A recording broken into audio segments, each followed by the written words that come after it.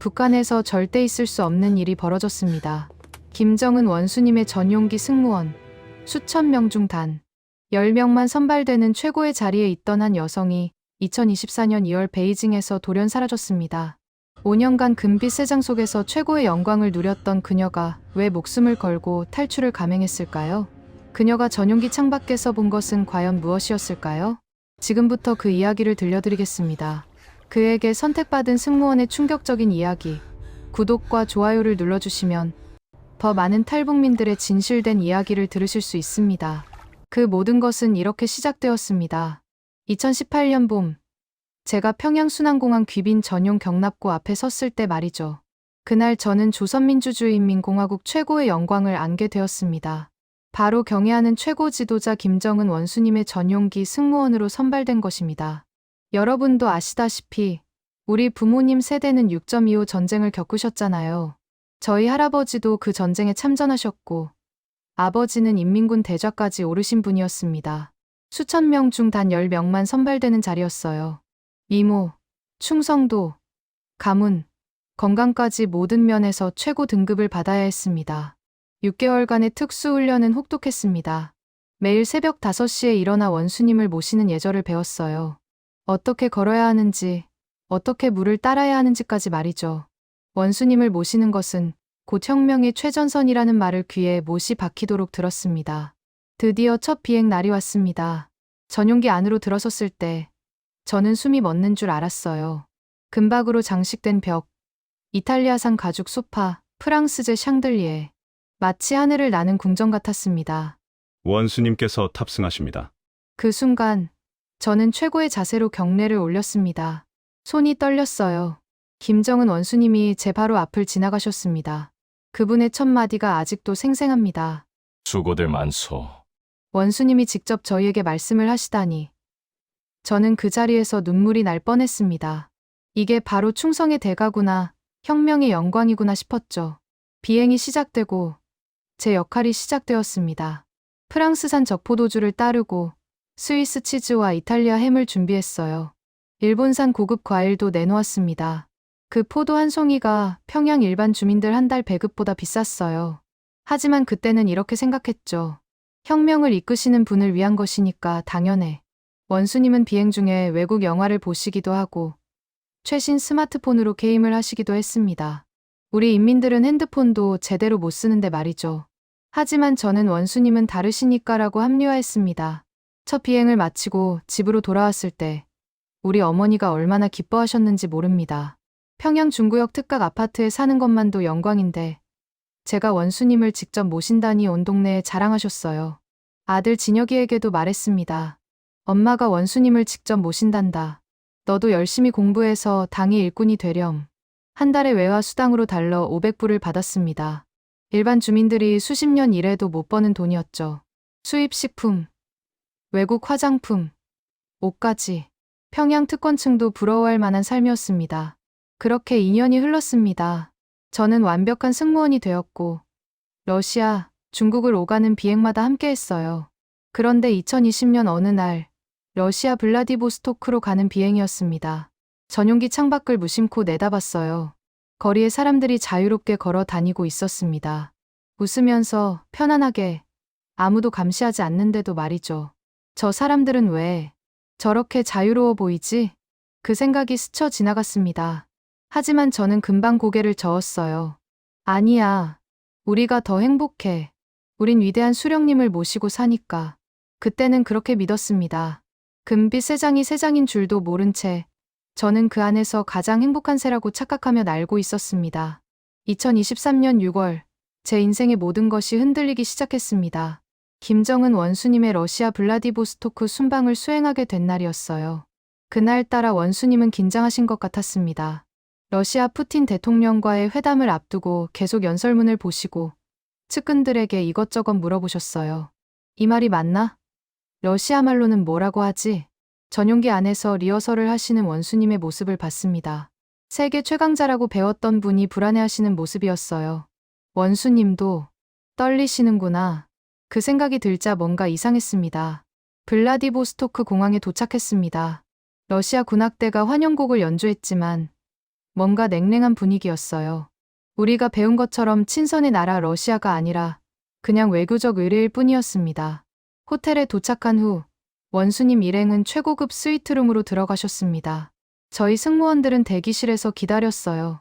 그런데 경호원이 잠시 자리를 비운 틈에 저는 호텔 복도 TV에서 뉴스를 보게 되었습니다. 러시아 방송이었는데 영어 자막이 나오고 있었어요. 그 화면에 김정은 원수님이 나왔습니다. 그런데 아나운서가 뭐라고 했는지 아세요? North Korea's dictator Kim Jong-un. 독재자. 그 단어가 귀를 때렸습니다. 우리 원수님을 독재자라고? 처음엔 화가 났어요. 제국주의자들의 거짓 선전이라고 배웠으니까요. 하지만 뭔가 마음 한구석이 불편했습니다. 회담이 끝나고 저녁 만찬 준비를 하러 갔을 때였습니다. 원수님과 수행원들이 드실 음식을 봤어요. 러시아산 캐비어, 프랑스 샴페인, 일본 와규. 한 끼 식사에 수천만 원은 들었을 겁니다. 그때 문득 생각났습니다. 작년 겨울 평양 거리에서 본 사람들 말이에요. 배급이 끊겨서 장마당에서 강냉이죽을 사 먹던 사람들. 추위에 떨며 연탄 한 장 구하려고 줄 서 있던 할머니들. 우리 인민들은 굶는데 이 사치는 뭔가? 그날 밤 잠을 이룰 수가 없었습니다. 호텔 방 창문 밖으로 블라디보스토크 야경이 보였어요.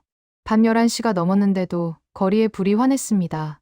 사람들이 웃으며 걷고 식당에서 밥을 먹고 차들이 자유롭게 다녔어요. 평양은 밤 9시면 깜깜한데 다음 날 아침 회담장으로 이동하는 길이었습니다. 차창 밖으로 러시아 아이들이 학교 가는 모습이 보였어요. 가방을 메고 친구들과 웃으며 자유롭게 걷고 있었습니다. 우리 아들 진혁이 생각이 났어요. 진혁이는 만경대혁명학원에서 매일 사상 교육을 받습니다. 미제는 악마, 남조선은 지옥이라고 배우죠. 얼마 전엔 집에 와서 이렇게 물었어요. 엄마, 미국 사람들은 정말 악마예요. 그때는 그렇단다. 그러니 우리가 원수님을 잘 모셔야 해라고 답했습니다. 하지만 지금 러시아 거리를 보니 의문이 들었어요. 저 아이들도 우리처럼 세뇌당하고 있는 걸까? 아니면 우리가 속은 걸까? 귀국 비행길이었습니다. 전용기 안에서 원수님은 화가 나 계셨어요. 회담이 뜻대로 안 되었나 봅니다. 측근 한 명을 크게 꾸짖으시며 서류를 던지셨어요. 그 모습을 보며 생각했습니다. 이게 인민을 사랑하는 지도자의 모습일까? 평양에 도착했습니다. 순환공항에 내리는 순간 블라디보스토크와의 차이가 확 느껴졌어요. 어두운 하늘, 굳은 표정의 사람들, 쥐 죽은 듯 조용한 거리. 환영 나온 사람들도 마치 연기하는 것 같았습니다. 집으로 돌아와 잠든 아들을 봤습니다. 진혁이의 평화로운 얼굴을 보며 눈물이 났어요. 이 아이가 커서도 이 거짓 속에서 살아야 할까? 그날 밤부터 저는 달라졌습니다. 전용기를 탈 때마다, 원수님을 모실 때마다 이제는 의문이 들었어요. 5년간 충성했던 대상이 흔들리기 시작했습니다. 창밖에 다른 세상을 본 순간 저는 더 이상 금빛 세상의 새가 아니었습니다. 탈출을 꿈꾸는 죄수가 되어 있었습니다. 러시아에서 돌아온 후 모든 것이 달라 보였습니다. 2023년 여름부터 가을까지 저는 점점 더 깊은 수렁에 빠져들었어요. 어느 날 전용기 승무원 회의가 열렸습니다. 보위부 사람들이 와서 이렇게 말했어요. 동무들, 해외에서 이상한 것을 본 사람이 있으면 즉시 신고하시오. 반동 사상은 전염병과 같소. 그 순간 옆자리 동료가 제 눈을 봤습니다. 우리는 아무 말 없이 고개를 숙였어요. 서로 뭔가 느낀 게 있었지만 입 밖으로 낼 수 없었습니다. 한마디만 잘못해도 정치범 수용 소행이니까요. 얼마 후 충격적인 소식을 들었습니다. 같은 승무원이었던 최 동무가 사라졌다는 거예요. 해외에서 불순물을 봤다는 이유로 숙청되었다고 했습니다. 그녀의 가족 전체가 함경도 산골로 강제 이주되었다더군요. 다음은 나일 수도 있다. 그날 밤 집에 돌아와 아들 진혁이가 공부하는 모습을 봤습니다. 14살 아이가 김일성 혁명 역사를 달달 외우고 있었어요. 엄마, 이거 다 외워야 해요. 내일 시험인데 틀리면 혼나요. 가슴이 무너졌습니다. 러시아에서 본 자유롭게 웃던 아이들이 떠올랐어요. 저 아이들은 이런 거 외우지 않아도 되는데. 9월 어느 날 평양 거리를 지나가다가 목격했습니다. 장마당 단속이 벌어지고 있었어요. 할머니 한 분이 강냉이 몇 개 팔다가 인민보안원에게 끌려가고 있었습니다. 제발요. 손주들 먹일 게 없어서 그랬어요. 할머니의 울부짖음이 귀에 쟁쟁했습니다. 그런데 제가 탄 차는 그냥 지나쳤어요. 특권층 차량이니까요. 창문 너머로 할머니와 눈이 마주쳤습니다. 그 눈빛을 잊을 수가 없어요. 우리는 전용기에서 수입 과일을 먹는데 저분은 강냉이 몇 개로. 그날 저녁 전용기 정비를 마치고 나오는데 평양 외곽 지역을 지나게 되었습니다. 어두운 골목에서 사람들이 쓰레기통을 뒤지고 있었어요. 6.25 때 우리 부모님들이 그랬다던 그 모습 그대로였습니다. 10월에는 더 끔찍한 일이 있었습니다. 당 고위 간부 한 명이 숙청되었는데 그 가족이 어떻게 되었는지 소문으로 들었어요. 아내와 자녀들까지 수용소로 보내졌다고 했습니다. 3대가 멸문지화를 당한 거죠. 죄를 지은 것도 아닌 아이들까지. 남편은 제 달라진 모습을 눈치챘나 봅니다. 어느 날 저녁 조심스럽게 물었어요. 선아, 요즘 왜 그래? 뭔가 고민 있어? 저는 조심스럽게 말을 꺼냈습니다. 여보, 우리 인민들이 너무 힘들어 보여요. 전용기에서 보는 것과 거리에서 보는 게 너무 달라서. 그 순간 남편의 얼굴이 굳었습니다. 당신 미쳤소. 그런 생각하면 우리 가족 다 죽소. 그날 밤 남편은 저를 멀리하기 시작했습니다. 호위사령부 장교인 남편에게 저는 이제 위험한 존재였던 거죠. 11월 같은 아파트 할아버지를 만났습니다. 6.25 참전 용사이신 분이었어요. 복도에서 마주쳤을 때 할아버지가 조용히 말씀하셨습니다. 손녀야, 조심해라. 내가 전쟁터에서 싸운 건 자유를 위해서였네. 근데 지금 우린 더 큰 감옥에 사는 것 같아. 할아버지 눈에 눈물이 고였습니다. 평생 충성했던 분이 하시는 말씀이었어요. 12월 어느 추운 날, 전용기 안에서 원수님 일행의 대화를 우연히 들었습니다. 인민들 먹고 살게만 해주면 되지 뭐. 충성만 하면 돼. 그 말을 듣는 순간 제 안에서 뭔가 무너졌습니다. 5년간 목숨 걸고 모신 분이 인민을 이렇게 생각하시다니. 그날 밤 저는 결심했습니다. 아들 진혁이의 잠든 얼굴을 보면서 말이죠. 이 아이만큼은 이 지옥에서 꺼내야 한다. 금빛 세 장은 이미 균열이 가득했습니다. 이제 탈출만이 남았습니다. 2023년 12월 저는 생사의 갈림길에 섰습니다. 탈출하느냐, 이대로 살다 죽느냐. 크리스마스 즈음이었어요. 물론 북한에선 크리스마스를 쇠지 않지만 전용기에서 외국 달력을 보며 알게 되었죠. 그날 아들 진혁이가 학교에서 돌아와 울고 있었습니다.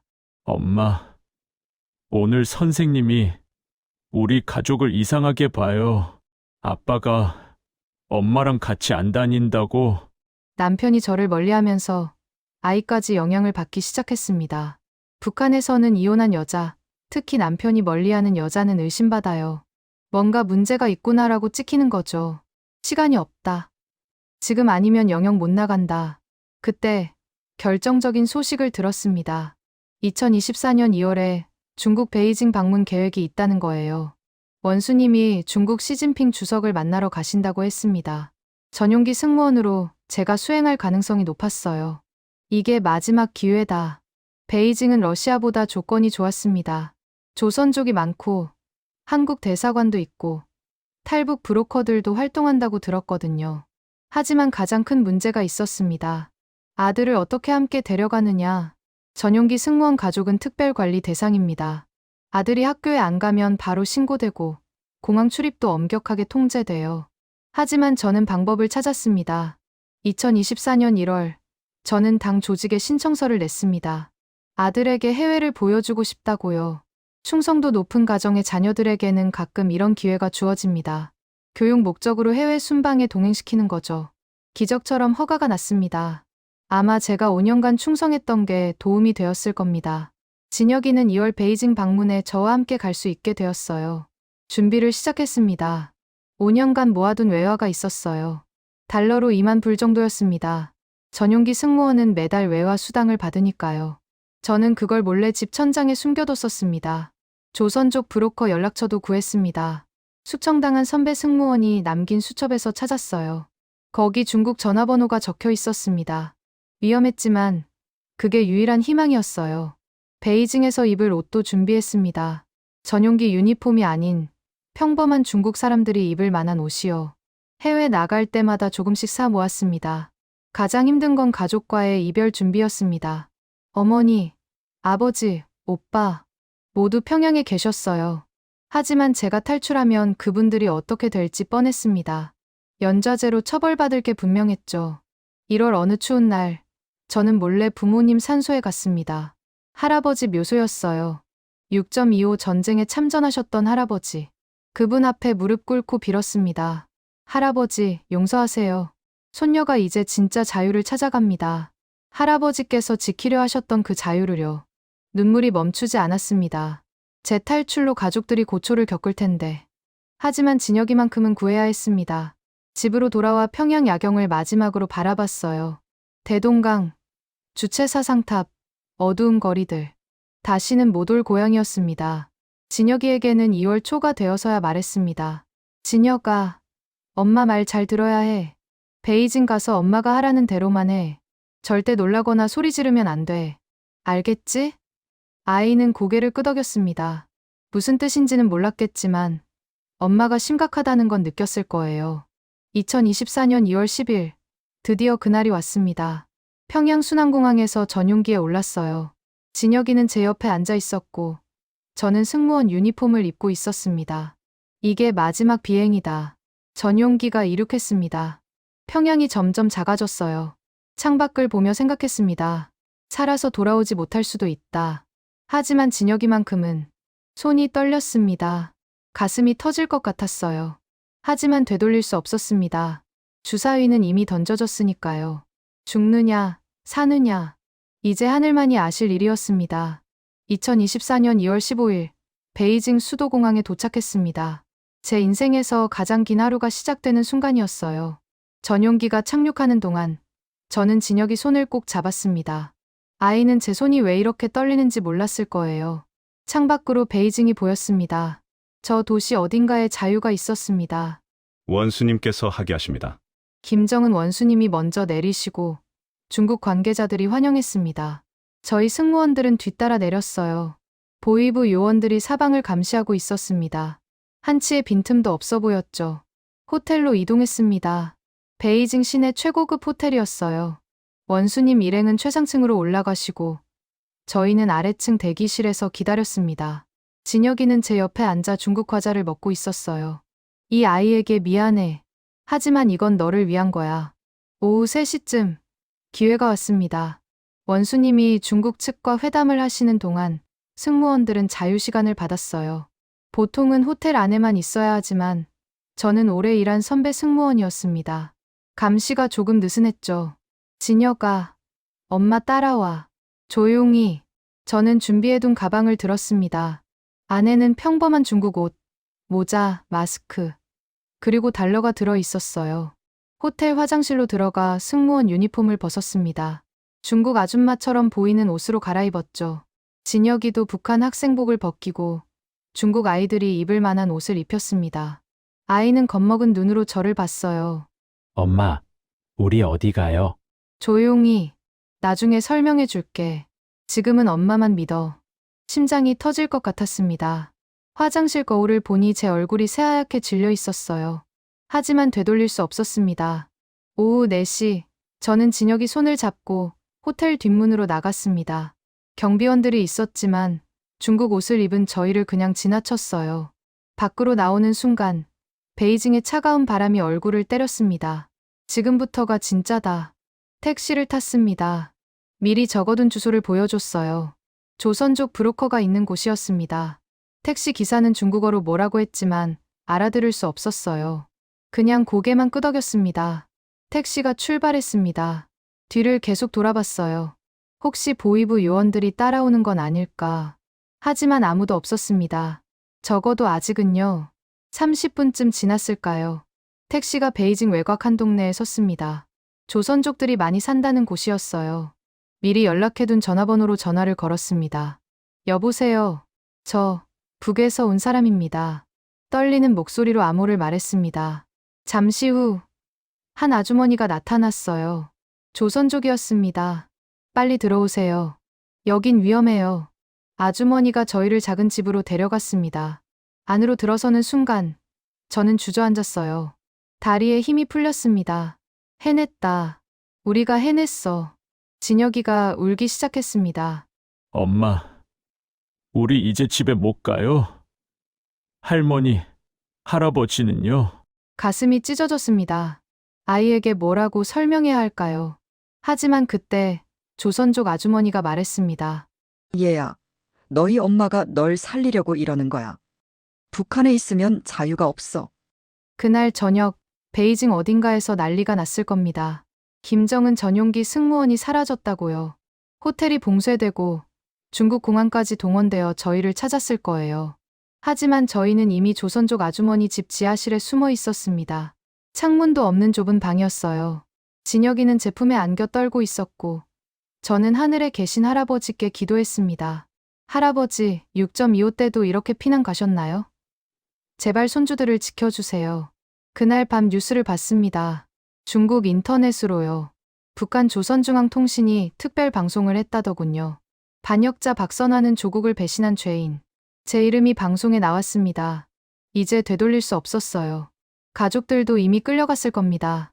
눈물이 났지만 진혁이 앞에서 울 수 없었습니다. 진혁아, 엄마가 약속할게. 자유로운 곳에서 살게 해줄게. 아이는 고개를 끄덕였습니다. 그 작은 고개 끄덕임이 저에게 힘이 되었어요. 우리는 살아남았습니다. 최후의 비행은 성공했습니다. 하지만 진짜 여정은 이제부터였습니다. 자유를 얻었다고 생각했는데 또 다른 감옥이었습니다. 베이징 외곽 조선족 마을. 그곳에서 저희는 넉 달을 숨어 지냈어요. 2024년 2월부터 6월까지 낮에는 지하실에만 있고 밤에만 조금씩 밖에 나갔습니다.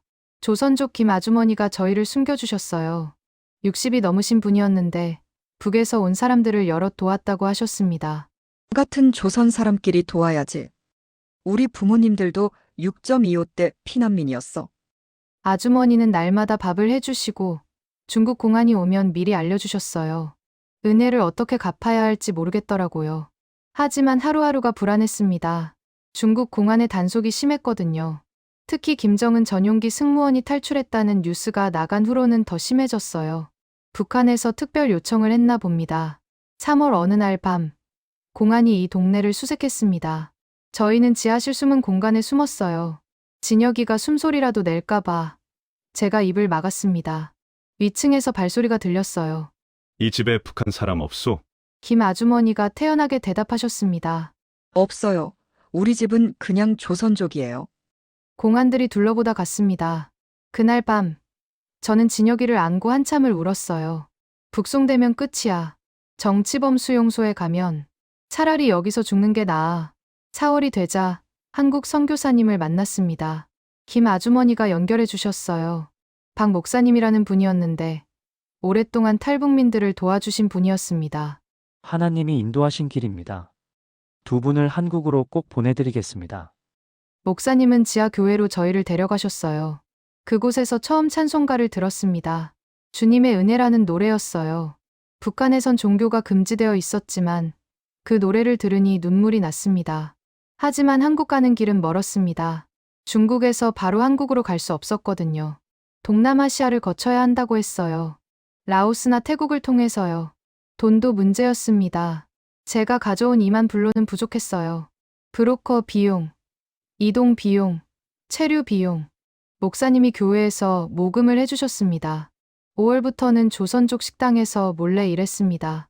설거지와 청소였어요. 신분증이 없으니 제대로 된 일자리는 구할 수 없었죠. 하루 종일 일해도 50위안, 우리 돈으로 10,000원도 안 됐어요. 손이 트고 갈라졌습니다. 김정은 전용기에서 프랑스 와인을 따르던 그 손으로 이제는 설거지를 하고 있었어요. 하지만 후회하지 않았습니다. 진혁이는 지하 교회에서 중국어를 배우고 한국에 대해 공부했습니다. 목사님이 한국 지리책도 구해주시고 한국 드라마도 보여주셨어요. 엄마, 한국은 정말 이렇게 밝아요. 북에선 남조선이 지옥이라고 했는데 응. 우리가 배운 게 다 거짓말이었어. 곧 직접 보게 될 거야. 6월 초, 드디어 한국행 루트가 잡혔습니다. 라오스를 거쳐 태국으로, 그 다음 한국 대사관으로 가는 길이었어요. 위험했지만 그게 유일한 방법이었습니다. 김 아주머니께 작별 인사를 드렸습니다. 아주머니, 은혜 평생 잊지 않겠습니다. 한국 가면 꼭 연락드릴게요. 얘야, 살아만 있어라. 북에 둔 가족들 생각하며 잘 살아야 해. 아주머니 눈에 눈물이 고였습니다. 6.25 때 헤어진 이상가족 같다고 하셨어요. 중국을 떠나는 날, 베이징 거리를 마지막으로 봤습니다. 넉 달간 숨어 지냈던 이 도시. 자유도 아니고 감옥도 아닌 이곳에서 저는 살아남았습니다. 기차에 올랐어요. 남쪽으로, 라오스 국경으로 향했습니다. 창밖으로 중국 대륙이 지나갔어요. 진혁이가 물었습니다. 엄마, 우리 이제 안전한 거예요. 아직 아니야. 조금만 더 힘내자. 하지만 속으로 기도했습니다. 하늘에 계신 할아버지, 조금만 더 지켜주세요. 자유까지 이제 조금만 남았어요. 기차는 남쪽으로 희망을 향해 달려갔습니다. 2024년 6월 중순, 저희는 중국 남부에서 라오스 국경으로 향했습니다. 브로커가 안내했어요. 국경 넘을 때 절대 소리 내면 안 돼요. 중국 경비대한테 걸리면 북송됩니다. 밤 11시쯤, 우리는 어두운 숲길을 걸었습니다. 진혁이 손을 꼭 잡았어요. 아이는 무서워서 떨고 있었지만 소리 하나 내지 않았습니다. 2시간을 걸었을까요? 다리가 후들거렸어요. 43의 몸으로 밤새 산을 넘는 게 쉽지 않았습니다. 하지만 멈출 수 없었죠. 조금만 더. 저기 강만 건너면 라오스야. 강이 보였습니다. 메콩강의 지류였어요. 브로커가 작은 배를 준비해뒀더군요. 우리는 배에 올랐습니다. 강을 건너는 동안 저는 하늘을 봤어요. 별이 참 많았습니다. 평양에선 볼 수 없었던 밝은 별들이요. 할아버지, 저 별 보고 계세요.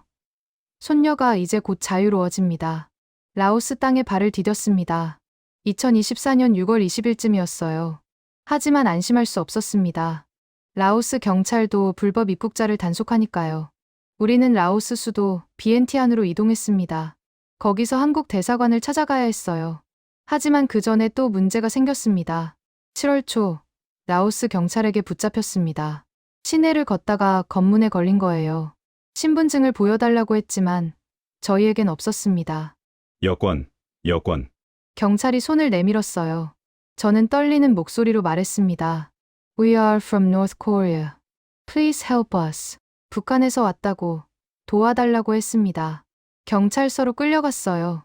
그날 밤, 저는 진혁이를 안고 기도했습니다.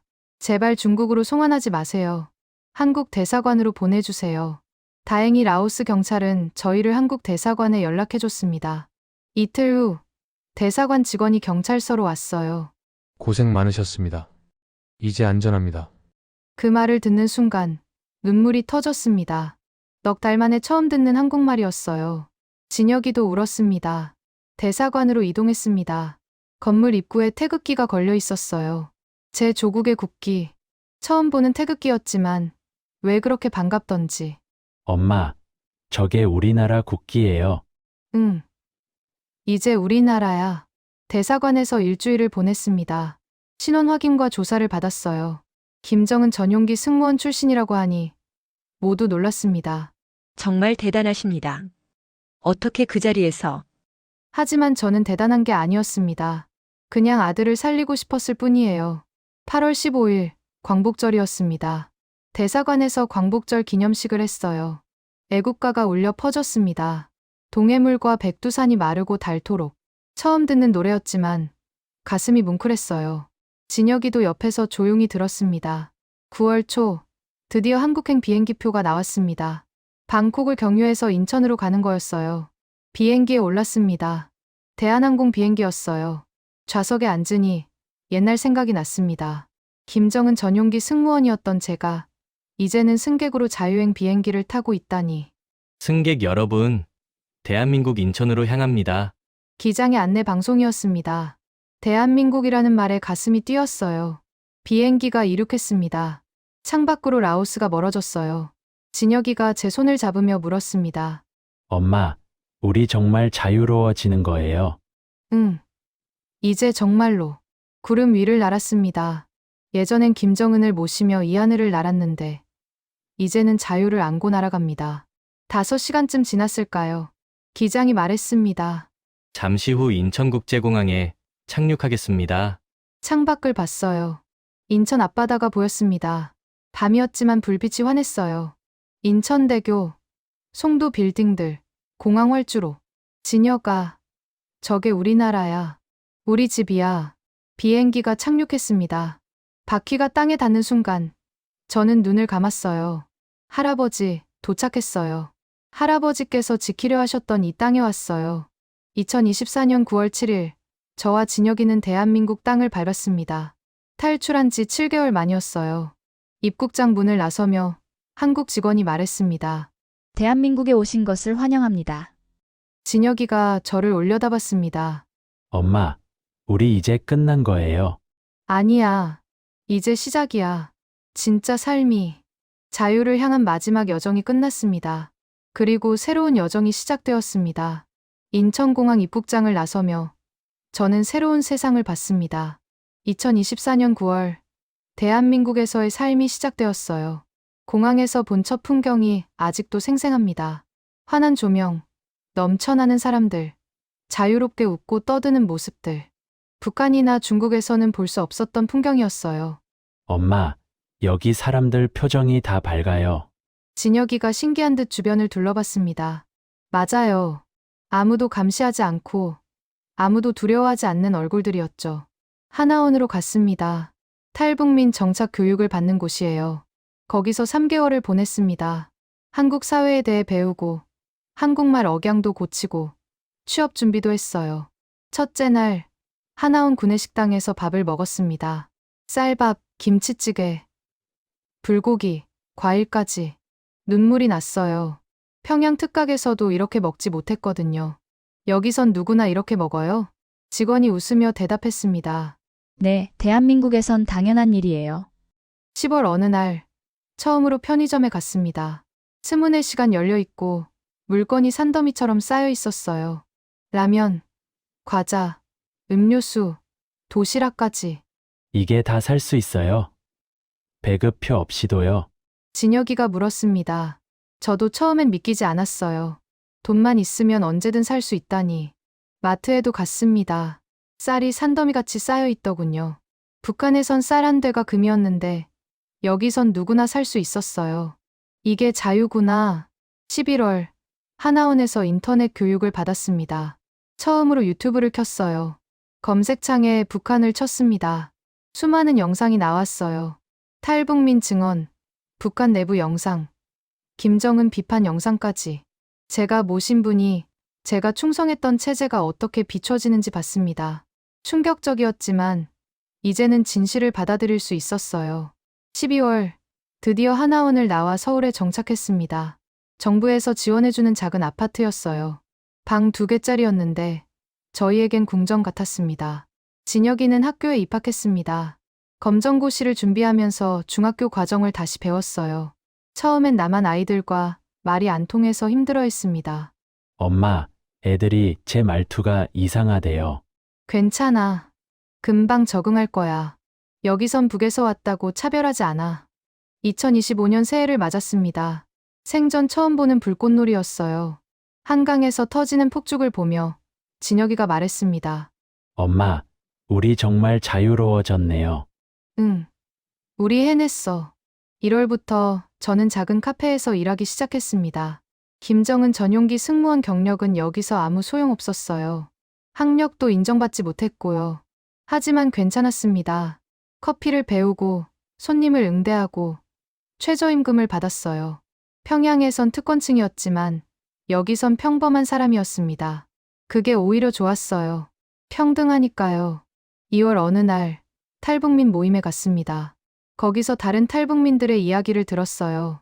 수용소에서 탈출한 사람, 가족과 헤어진 사람, 브로커에게 속은 사람. 제 이야기도 했습니다. 김정은 전용기 승무원이었다고요. 다들 놀랐습니다. 최고 특권층이었는데 왜 탈북하셨어요? 특권이 있어도 자유가 없으면 소용없더라고요. 3월 평양에 둔 가족 생각이 났습니다. 어머니, 아버지, 오빠. 제 탈출로 고초를 겪었을 겁니다. 연좌제로 처벌받았겠죠. 어머니, 아버지, 용서하세요. 하지만 진혁이만큼은 자유 속에서 키우고 싶었어요. 눈물이 났지만 후회하지 않았습니다.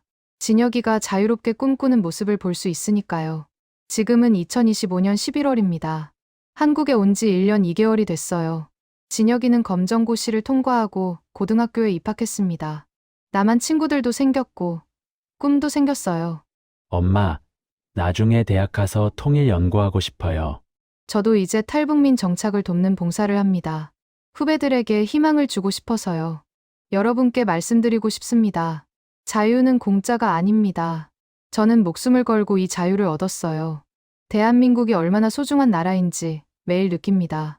북한 최고 특권층이었던 제가 여기서는 평범한 사람입니다. 하지만 여기선 누구나 평등하고 누구나 꿈꿀 수 있어요. 이게 진짜 자유입니다. 북녘 동포들을 잊지 말아주세요. 아직도 그곳에선 수많은 사람들이 자유를 꿈꾸고 있습니다. 통일이 되면 전용기가 아니라 민항기로 평양 가는 날이 오기를 꿈꿉니다. 6.25로 헤어진 이산가족들처럼 저도 언젠가 북의 둔 가족을 만날 수 있을까요? 우리 세대의 통일을 볼 수 있다면 그때까지 저는 여기서 자유 대한민국에서 진혁이와 함께 열심히 살겠습니다. 자유 만세, 대한민국 만세.